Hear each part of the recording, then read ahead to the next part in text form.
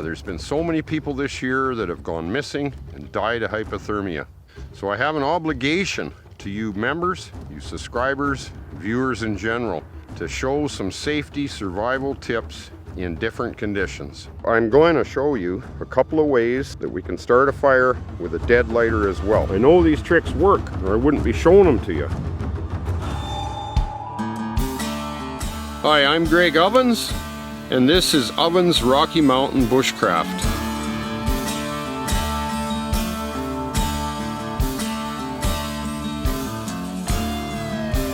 There we go. Oh.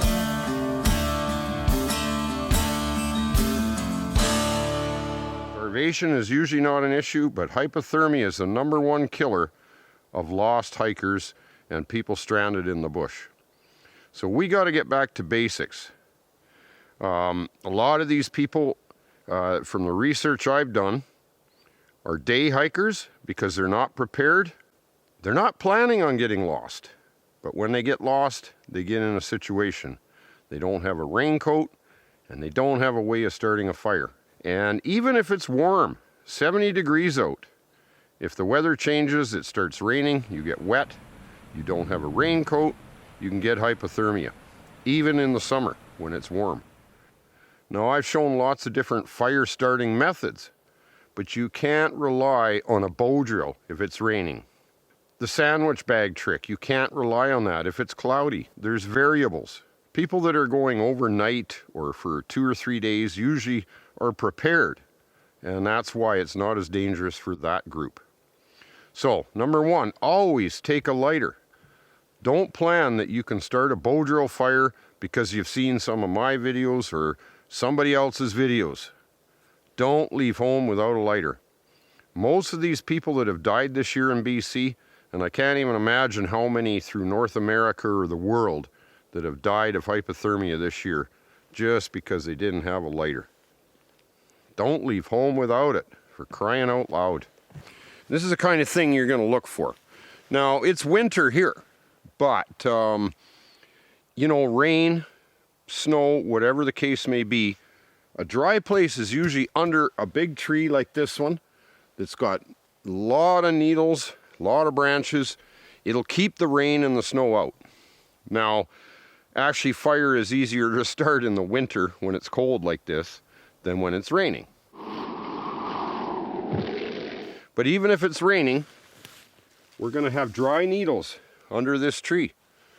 This is a place, let's say that you're injured, you can't build a shelter. You can lie against the base of a big tree, have your fire here, and you're going to stay warm and dry. It's that simple. And these needles, as long as we've got a lighter, we can start a fire. That kind of went out. But you see, they've got some turpentine in them. They will burn. So, man alive, just make sure you got a lighter. Put that out. But I'll show you a couple other good shelter spots. And mostly I'd like to deal with rain because the people that I know or heard about on the news this year, it wasn't really winter conditions. It's just the weather changed. They didn't plan on getting lost. They didn't plan on the weather changing. But you can't rely on the weather forecasts, let's face it. It'd be nice if the sun would come out shortly. So you're in a t-shirt and shorts and it's 70 degrees out, but now it starts raining and you don't even have a lighter. That is just foolishness. Most of these people that I heard about this year would have lived probably days or a week if they had a fire until somebody found them. Back to basics. No bow drills on this one. And the other thing you can do with these dry needles is you can, under these big trees, you can pile this up for bedding. You can warm rocks to put under it, like I showed in another video, fire starting with the sandwich bag video. If you haven't checked that, go back. Warm rocks are a good thing. But you can make yourself a bed. You can have your fire there. And you can make something comfortable. You can cover yourself with these dry needles. Like I say, hypothermia, it sneaks up on you, and I've had it a few times, and I've used these tricks to survive. So I know what I'm talking about. Not everybody has the skill set to be able to start a bow drill fire. And even if you have the skill set, the conditions could be against you.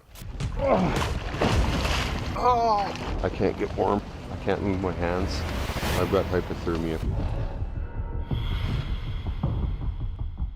So don't take a chance with your life for the sake of not bringing a lighter as a backup.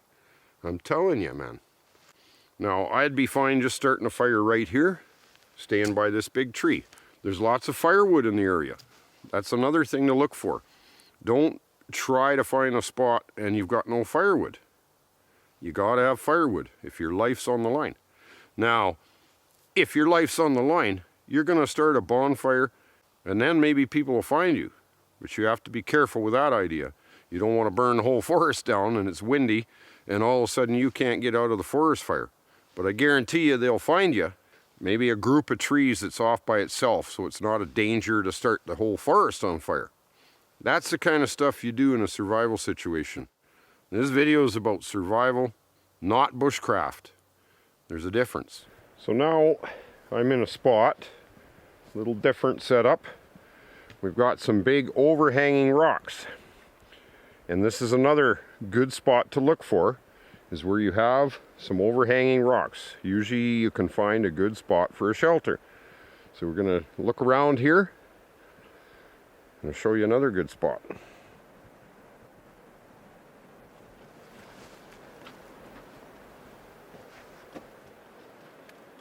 Now look at how good this is. Big overhang. Can't even reach.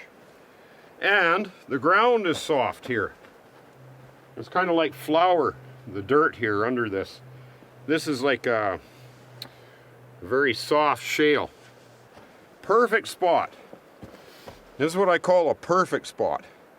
This is even better than under the tree because I'm protected from the wind, from the rocks, and I got a big cove to get in. I can have my fire right here. And there is firewood around. This is ideal. Absolutely ideal for an overnight shelter in an emergency without having to build a shelter. Find spots that you don't have to build a shelter in an emergency because that takes energy and effort. And sometimes if you're injured, you won't be able to build a shelter anyway.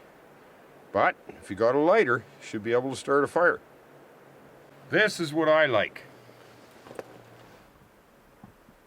So now I'm going to show you one of the safest places to be in a survival situation. Your vehicle. Got my truck here. Now let's assume that I get stuck, the truck breaks down. It's still the safest place than trying to hike 30, 40 miles out of the bush. You're out of the wind, you're out of the rain, and hopefully it'll run so you have heat. But if not, you can heat up, as long as you get a fire going, you can heat up rocks and put in there to keep the cab warm. You have to put something down like a flat rock to put the hot rocks on so you don't burn, the truck down. But safest place. A lot of people have left their vehicle to try to hike out and ended up dead too. So, but you have to remember, you gotta make sure people know where you're going when you go on these day hikes. If they don't know where to look for you, not gonna find you, are they? You're in a survival situation. You see behind me this slash pile. They've logged the hillside behind me, piled these logs up. This is a good spot to build your fire, because when this pile starts burning, it's going to burn for a week, maybe more, maybe a month. And not only that, but people will see the flame, the smoke, and maybe come looking for you if they know where to look. So survival situations, keep these things in mind. But if I'm in a survival situation, I'm going to burn a pile like this. I'm not just going to be going collecting wood. I'm going to burn a pile that's going to burn for a month. Right? I'm sure we all know birch bark.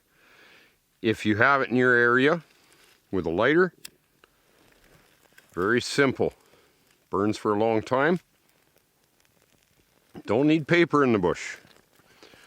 But maybe you don't have birch bark where you are. I'm going to show you behind me, I've got this tree with little branches. Going to show you how to start a fire with that. You don't need paper, you don't need birch bark. I showed you the pine needles earlier. They work good. You find them at the base of the tree.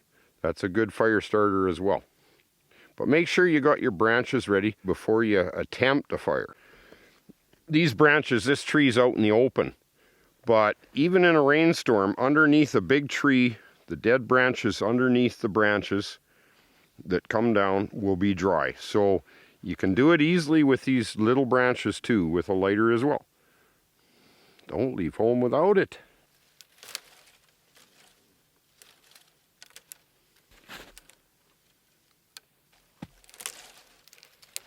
So I got my little branches.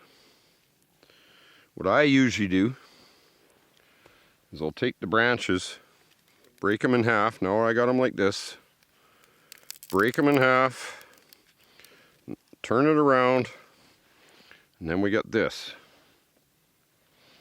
Now all we got to do is use our lighter, hold it on an angle like this. And you'll see, you got to let the lighter burn for a while, if I can flick it. And you hold it upside down. Who needs paper? Just keep the lighter going until this gets going good.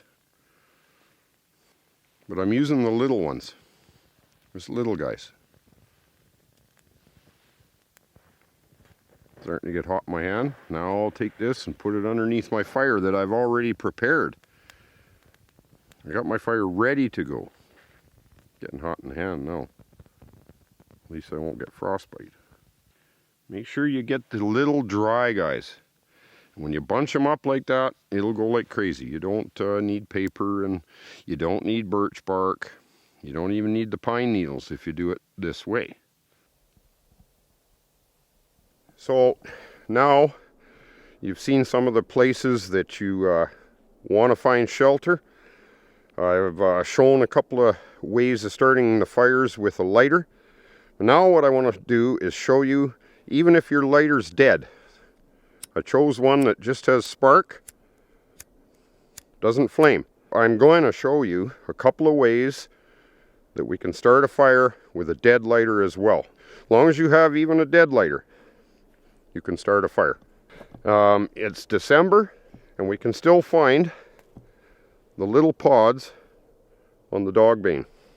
But these are an important thing you can find even in the winter. Dogbane's a pretty common plant.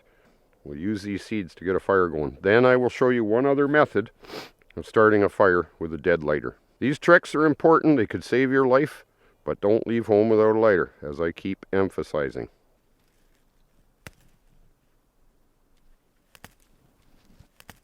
Now I've got my dogbane seeds.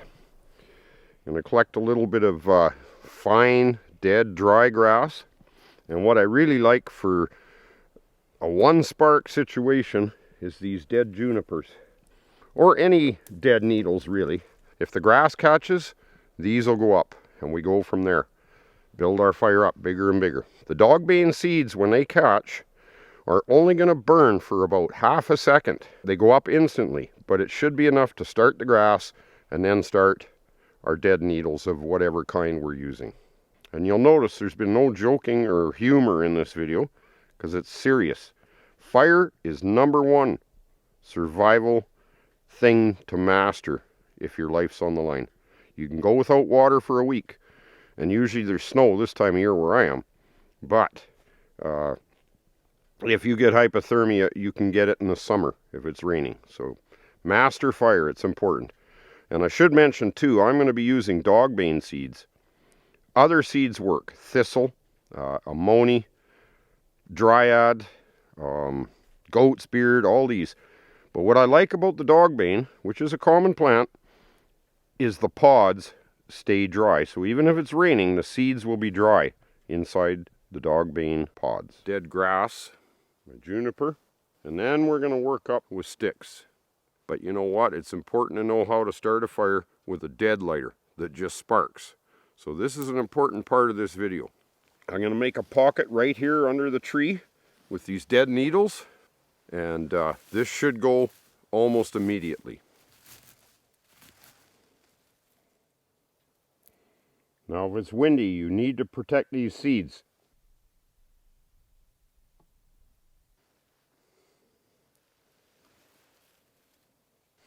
Keep this handy. Dead lighter.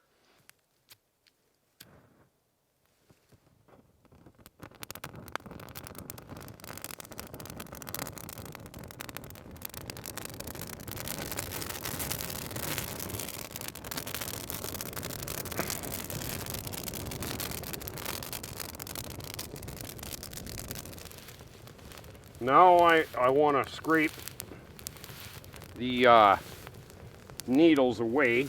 I don't want to have a forest fire, but mind you, there's snow around me. We have fire with a dead lighter. Important trick.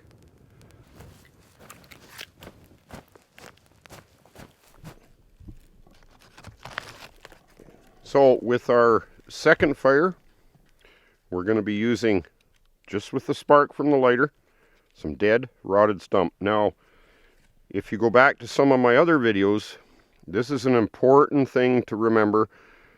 Dry rotted stump you want with bow drill fires. If you go back and watch the solo overnight video where I started the fire with the sandwich bag, that's what I got that fire going with. So now we're going to take our dry rotted stump. Now this method is more reliable because anywhere in the world you should be able to find dry rotted stump. Even if it's at the base of a tree where insects or ants, you'll see powder under there that's dry, will work the same way. Now it's more difficult than the dogbane seeds or any seeds, but you might be out at a time of year when there is no seeds. If it's spring, there's no dandelions or clematis or any of the wild seeds that ignite right away. This is a reliable but a bit more difficult procedure or method. I want to grind it into a powder. You've seen me use this for bow drills, other methods, but seeds are preferable. You've seen it only took 2 flicks of the lighter. I had that fire instantly. We're going to cover the top of this stump, and then basically I'm going to use this like a running board for the lighter to try to get the powder started into a coal. And then we got something to work with. Fire is number one in survival. And I don't care what anybody says. I know I got a lot of survivalists and preppers that watch my channel. But I beg to argue with anybody. If it wasn't for fire, I would have been dead 6 times over by now. But I'm still here doing these videos because of fire. So what I'm going to do with the dead lighter, I'm going to take my dry rotted stump and I'm going to fill it up like this, hold it like this, and you'll see that we'll actually get flame even though we don't have butane in it still, because the fine dust will actually catch on fire inside the lighter. And we should get enough flame to actually start some grass on fire. Crush our stump up nice and fine in our fingers.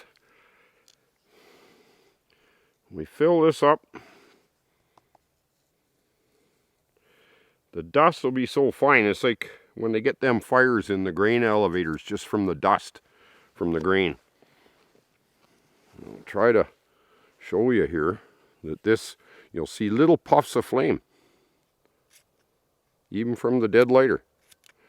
Some of it'll fall out, don't worry about that. See, we got flame there. We had a flame. See, flame. My dry grass now. Like I say, that powder is so fine. You shake it up. I'm just going to put our grass here and hopefully it gets enough flame to start the grass. If you don't succeed at first, just keep trying. Didn't see any flame that time. I think this grass might not be fine enough. This grass is a bit finer. Oh, if it doesn't blow away. Some more powder in. Don't get discouraged if these things don't work right off the hop. You gotta, especially if your life's on the line, you can't give up. I know these tricks work, or I wouldn't be showing them to you.